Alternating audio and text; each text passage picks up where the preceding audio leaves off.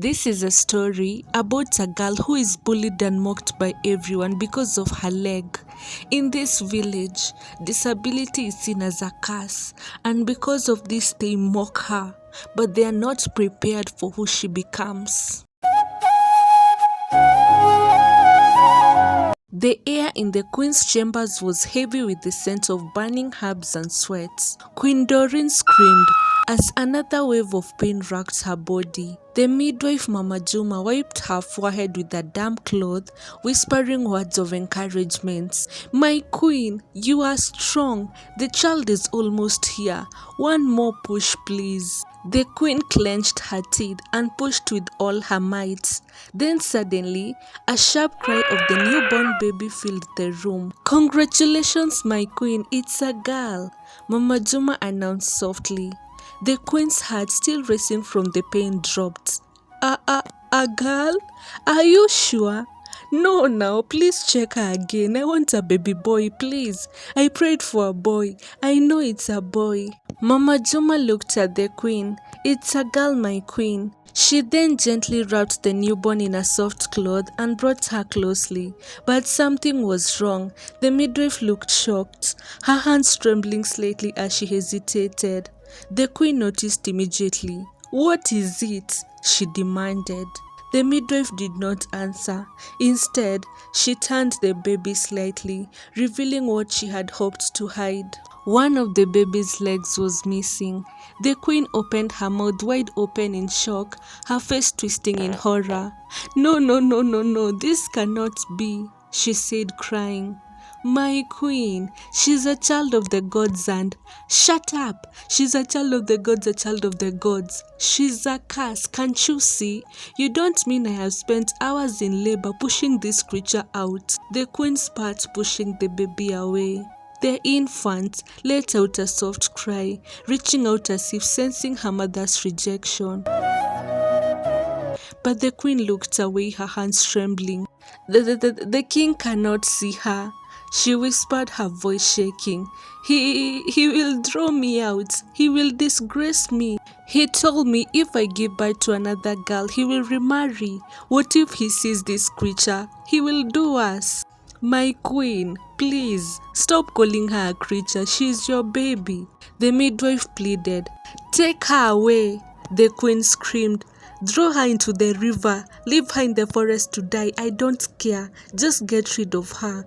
I don't want to see her, and I want you to do something for me. I want you to get out using the back door and get me another baby, please. Still a baby for your queen. You will do that for me. It's a command." The midwife's heart pounded. She had served the queen for years, but never had she seen her like this. She looked down at the tiny innocent face of the baby. How could she abandon her? Do it now, my friend. I don't want the king to start asking questions at why I have been in this labor room for too long. Get out." The midwife Mama Juma swallowed hard, nodding.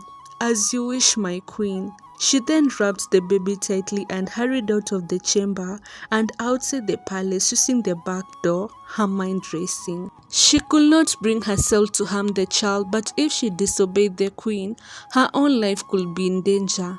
As she walked carrying the newborn baby, the question that lingered in her mind was where she could get a newborn baby from. Then suddenly, she heard a loud cry coming from a nearby hut.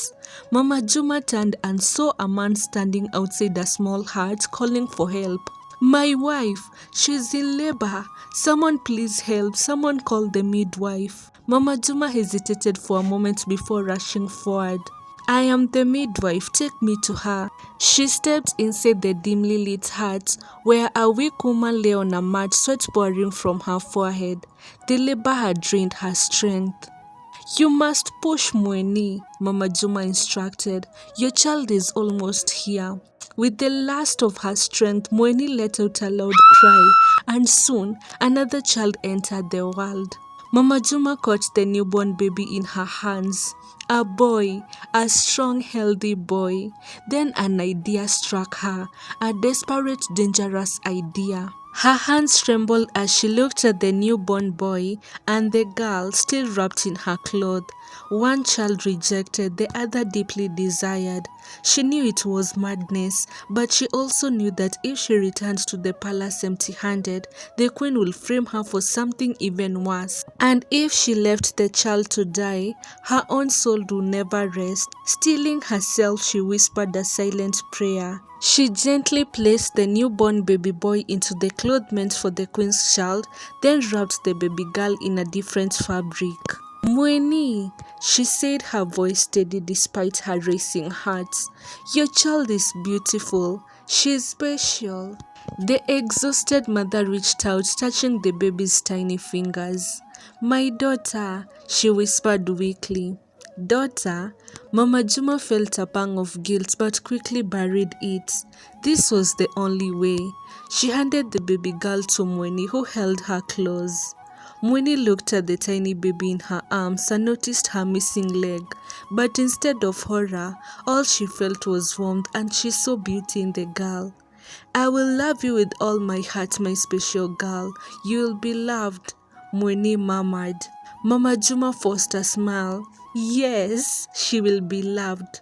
Then wrapping the baby boy tightly, she rushed back to the palace. When she arrived, the queen was pacing anxiously.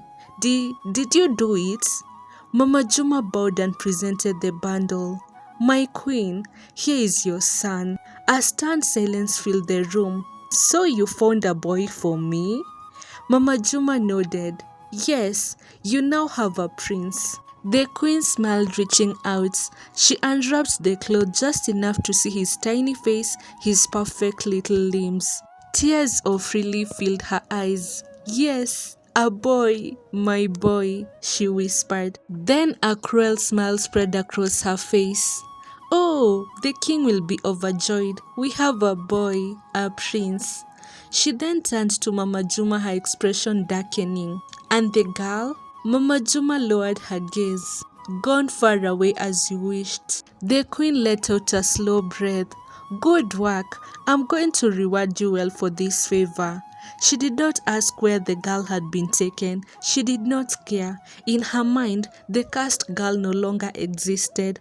But outside the palace, in a small hut in the edge of the village, the baby girl lay in her mother's arms, unwanted by royalty, yet loved beyond measure. Meanwhile, the king paced the throne room, his hands behind his back. Why is it taking so long? He demanded, his voice sharp. She has given birth twice before without such delay. Perhaps the gods are testing your patience, your majesty. The advisor responded with a cautious smile. The king exhaled sharply. He had prayed for this moment. The first two children were daughters, and though he loved them, the kingdom needed a male heir. If the queen failed him again, he would have to take another wife, he thought. Just as frustration threatened to boil over, the doors burst open. A servant rushed in, breathless and wide-eyed. Your Majesty, the queen, she has given birth. The king's eyes lit up with hope. And the child? A boy, my king, you have a son. A wave of relief and joy washed over him. A son? The gods had finally granted him a male heir. His laughter echoed through the hall as he turned to his advisor. Prepare a feast tomorrow. Let the whole kingdom know that tomorrow we will celebrate. Early the next morning, the palace erupted in festivities. Messengers ran through the kingdom announcing the prince's birth. The queen has given birth to a prince. The kingdom has an heir. The noblemen arrived with grand gifts, golden bracelets, finest livestock, and embroidered robes. The royal courtyard was filled with music and dance, and the scent of roasted meat and wine filled the air. Queen Doreen, dressed in her finest silk robes, sat beside the king, holding the baby boy in her arms. She looked at everyone as they rejoiced. If only they knew that this was not her child. She forced a smile as people showered the baby with gifts and blessings. While the palace overflowed with music and laughter, the village was silent. Mweni sat in her small hut holding her newborn daughter. She was expecting visitors, for it was a tradition to celebrate the birth of a child. But instead of warm wishes, she was met with gasps and horrified whispers. The women who had come carrying baskets of food and fine clothes froze when they saw the baby. She has only one leg. She's cursed. Oh, the baby is cursed. One of them whispered, stepping back. Mueni, what did you do to offend the gods? We can't be associated with you anymore. We don't want to be cursed too. Another one said. Mueni's voice softened. This baby is not cursed. My baby is beautiful. She's a blessing from the gods, my fellow women. But the women shook their heads, some murmuring about curses and misfortunes, and others even spitting at her, calling her a disgrace. One by one, they turned away, taking their gifts with them. Even the village elder, who always blessed newborns, refused to enter her heart. A child like this will bring bad luck to the land. I don't want to be a part of it, he said before walking away. Tears stung Mueni's eyes, but she refused to let them fall. She looked down at the tiny girl in her arms, her daughter, her precious child. Her husband Abdi stepped inside just as the elder left. His face darkened when he saw the rejection, but when he looked at his wife and the baby, his expression softened. They are just blind. They do not see what we see. A beautiful, innocent girl, he said gently. Mueni nodded, her voice firm. She's our daughter, our precious one, and we will raise her with love. They named the girl Zawadi, meaning gifts, for she was the gift the gods had given them. Years passed, and Zawadi grew up in a world that barely accepted her. She learned to walk with one leg, hopping with surprising grace. Abdi carved a wooden staff to help her walk around. Whenever she walked in the village, the other children would point at her, their laughter sharp as knives. The children in this village refused to play with her, saying she was cursed and that their parents had warned them not to play with her, otherwise they would be cursed too. Only one girl played with her. Her name was Zuri, and despite her parents' warnings, she stuck by Zawadi, refusing to leave her. And Zawadi's mother taught the both of them how to make clothes. When Zawadi was 17, she began to fetch water from the river with the other young maidens. The first time she arrived, her clay pot balanced on her head. The girl stopped talking and stared. Then the whispers began. She should not be here. She will bring bad luck to the water. A girl named Mombi, the most beautiful maiden in the village, stepped forward, arms crossed. She sneered. You crippled girl, you should go home, she said. This river is not for maidens like you. You will curse our water. Leave now. The other girl snickered. Zawadi felt the familiar sting of shame, but she stood her ground. I am here to fetch water like all of you. I am here to fetch water like all of you. Do you see us with one leg like you? My friend, get out of here before we give you the beating of your life. Zawadi refused to leave, and Mombi took her pot of water and poured it on her. I am beautiful Mombi, and nobody in this village disrespects me. Ah, my girls, flog her. But just as they were about to beat her, Zuri came shouting, Leave her alone. She has done nothing to you. If anyone here tries to bully her again, she will experience my wrath. The girls feared Zuri, and one by one they left the stream. Zuri was known as the strongest girl in the village. She even fought boys that crossed her, and for this, they feared her. From that day on, whenever Zawadi came to the river, the other girls did not try to bully her. They just moved away, as if her very presence was a disease. But she never stopped going. Even when they whispered, even when they laughed, and majority of the time Zuri was always there with her, cheering her on as they sang and danced by the river. Ah, cheer up my beautiful friend, Zuri would say whenever Zawadi was sad. We only live once, so let's live life. And just like that, Zawadi will cheer up. The young maidens were not the only ones who treated her badly, even the villagers. At the market, when she walked past the stalls, the women would lower their voices. Such a pity, if only she had been born whole. Ah, her poor parents, they will never be able to find her husband. Some vendors refused to take her money, fearing that her touch will curse their goods. And yet, despite it all, Zawadi never bowed her head. She learned to sew clothes, to cook, to fetch water, to carry firewood on her back despite her missing limb. One morning, the village messenger walked through the streets beating his drum loudly. He arrived at the river bank. The prince is seeking a wife, he announced. A grand festival will be held, and all the beautiful maidens must attend the festival, for among them, one will be chosen. The girls shrieked in excitement. The maidens who gathered by the river, some washing their hair, some scrubbing their skin, others fetching water, gossiped about who will be chosen. I am the prettiest woman in this land, so you guys should get used to bowing for me, your queen, Mombi said. All the girls agreed. She was the prettiest among them. Zawadi was near them at the river filling her water pots when she heard Mombi laugh loudly. Hehehehe, Zawadi, Mombi called, turning to her with a cruel smile. You heard the messenger, didn't you? The most beautiful maidens are to present themselves before the prince. The other girls giggled, their eyes gleaming with malice. Maybe Zawadi should go, one of them teased. Mombi smirked. Oh yes, perhaps the prince is looking for a one-legged queen. The girls burst into laughter, the sound echoing through the trees. Zawadi felt her heart sink. Never in her life had she dreamt of being a queen or in power. And yet, before she could even say a word, Zuri stepped forward, her eyes blazing with anger. Zawadi is beautiful, she snapped. More beautiful than any of you with your ugly hearts. The girls gasped in outrage, but Zuri grabbed Zawadi's hands and pulled her away before they could say more. Zawadi, you must go to the festival, Zuri said firmly.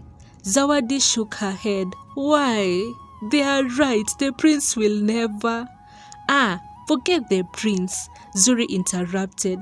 Go because you deserve to be there. You deserve to be seen. Zawadi stared at her, doubt and hope whirring inside her heart. Could she really go? Would she dare? The night before the festival, Zawadi sat outside her family's hut, staring at the sky. The moon was full, casting a silver glow over the village. She sat there, lost in thoughts. You're thinking about it, aren't you? Zuri's voice cut through the silence. Zawadi sighed. They will laugh at me and bully me, Zuri. The prince will see me and then he will turn away and run. Zuri sat down beside her. And if he does, then you will lose nothing. You will prove to the people that you deserve to be there. But if you don't go, you will always wonder what might have happened. Zawadi bit her lip. She wanted to believe her best friend, but fear gripped her heart.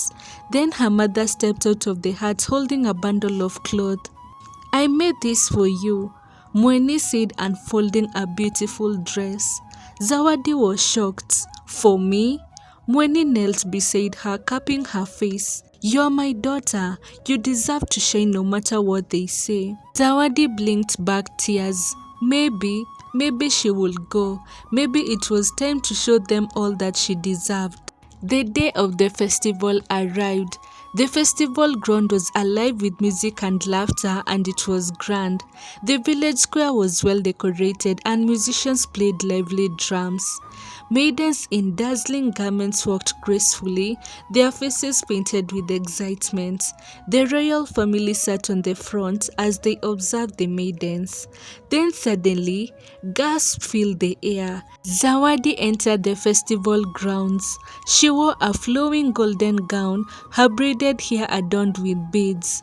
Though she stood on one leg, her presence was commanding. A wave of mocking laughter rippled through the maidens. Hey, she really came? Does she think the prince will even look at her? Mombi stepped in front of her with a cruel smile. You should leave now, Zawadi, before you embarrass yourself. Zawadi looked at her but didn't respond. She heard them but she refused to lower her head. The dance of the maidens had begun. One by one, they stepped forward, swaying, spinning, trying to catch the prince's eye. The handsome prince was seated looking at them. He looked at Zawadi. There was something different about her, a confidence, a radiance that outshone all the others. As the music played and the maidens danced before him, the prince found his gaze returning to Zawadi again and again. And then Zawadi moved. Her dance was like no other. She did not need two legs to move gracefully. She twirled, her arms flowing like water, her movement as light as air. She spun with ease, her gown billowing, her balance perfect. Oh, the prince was mesmerized. His eyes followed her every step, his heart pounding in his chest. She was unlike any maiden he has ever seen. As if pulled by an unseen force, the prince stepped forward, and then, before the entire kingdom, he reached for Zawadi's hands. "Will you dance with me?" Hey, the villagers gasped. Zawadi's breath caught. She had spent her whole life being told she was not enough, not beautiful enough, not normal enough, not worthy enough. And yet, here he was, a prince, offering his hand. She hesitated, but then she saw her mother in the crowd, tears in her eyes. She saw Zuri grinning widely, nodding in encouragement. With her head held high, she took the prince's hand. The music began, and the dance of destiny had begun. The crowd watched in stunned silence as Zawadi and Prince Jabari moved to the rhythm of the drums. Despite her legs, she moved gracefully, her dress flowing. Jabari did not treat her with pity. He did not slow his steps or look at her with sympathy. He danced with her as if she were like any other maiden, not as if she were more than them. As the final beat of the drum echoed, Jabari turned to face the crowd. "Beauty is not just in appearance," he said. "It is in strength, in grace, in spirit." His eyes swept over the maidens who had laughed at Zawadi. "And yet, many of you have shown me the ugliest of hearts today." Mombi and the other girls turned pale, lowering their gaze in shame. Jabari turned back to Zawadi. "Tell me your name." "Zawadi," she answered softly. The prince smiled. "Zawadi," he repeated, "such a beautiful name." Then before the entire village he took her hand once more and held it high. "I have made my choice. Zawadi will be my wife. She has caught my eye." The festival erupted in chaos. "No, a cripple cannot be queen," someone shouted. "No, no, no, no, no, she has bewitched the prince," others cried. "We will not allow a cursed person to be our queen," the elders said. I have made my choice. Zawadi is the woman I will marry, only her and no one else," Prince Jabari said, holding Zawadi close. The king rose from his throne, his face dark with rage. "I will not allow it, son. My son cannot marry someone who is cursed."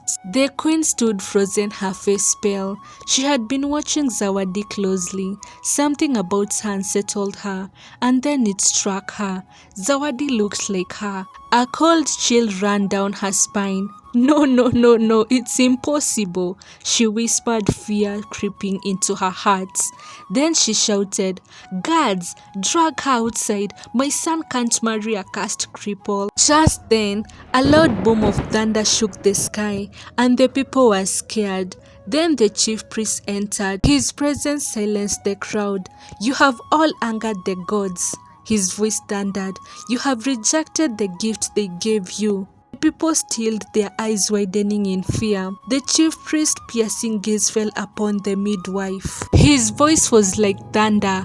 "Confess, or face the wrath of the gods." The midwife's legs gave out, and she fell to her knees. Her body trembled violently as the entire kingdom turned their eyes on her. "Please, please forgive me," she sobbed. "Speak, woman," the chief priest commanded. Tears streamed down her face as she spoke. When the queen gave birth for the third time, she delivered a baby girl. She ordered me to throw away the child because she feared the shame the child would bring on her. But I couldn't throw away the child. She was innocent. The same day, Moni was in labor and I helped her deliver. When she delivered, she gave birth to a boy. I switched the babies and lied to her that she gave birth to a girl, Zawadi. The prince you have been celebrating all these years is not your son, my king. He is Moini's son, and Zawadi is the true princess. Gasps and whispers filled the air. The queen staggered backwards, her hands shaking. No, no, no, no, this cannot be. The king's fury erupted like a storm. His voice roared through the courtyard. You mean to tell me that my own daughter, my own blood, was cast away like a piece of trash, that I have been raising another man's son? The queen fell to her knees trembling. I was afraid. I didn't want to be laughed at, and perhaps I didn't think she would survive. The chief priest lifted his staff, his voice cold and final. The gods have spoken. Zawadi is the rightful queen. She is destined to lead this kingdom to prosperity, and all of you shall bow to her. The people, the very same ones who had mocked and rejected Zawadi, were now forced to bow before her. The young maidens who had taunted her, the villagers who had laughed at her, all fell to their knees in shame. The queen screamed in despair as the king turned his back on her. Take her away, the chief priest commanded. The royal guard seized the queen, dragging her away as she sobbed and pleaded. The king took slow, trembling steps towards Zawadi. His eyes were filled with regret as he gazed at the daughter he had never known. His voice cracked. My daughter, my child, can you ever forgive me? Tears rolled down Zawadi's face. She was confused and she didn't know what to say. She just hugged him. Prince Jabari turned to Moni. The woman she had never known was his mother, yet she had raised Zawadi well and with confidence. Mother, he whispered, his voice thick with emotion. Moni's eyes filled with tears and she pulled him into her arms, holding him as tightly as she could. The people still watched in shock. Mombi and the other maidens who had mocked and humiliated Zawadi walked away, their heads lowered, their faces red with shame. We should have been nice to her. We laughed at her, but she's the queen now, one whispered. And we are nothing but foolish girls, another admitted. Shut up, all of you. It has always been my dream to be queen, and now she has stolen that from me, Mombi said as she ran away crying. Zawadi felt weird that she was now the queen of the land. She did not forget the ones who had raised her.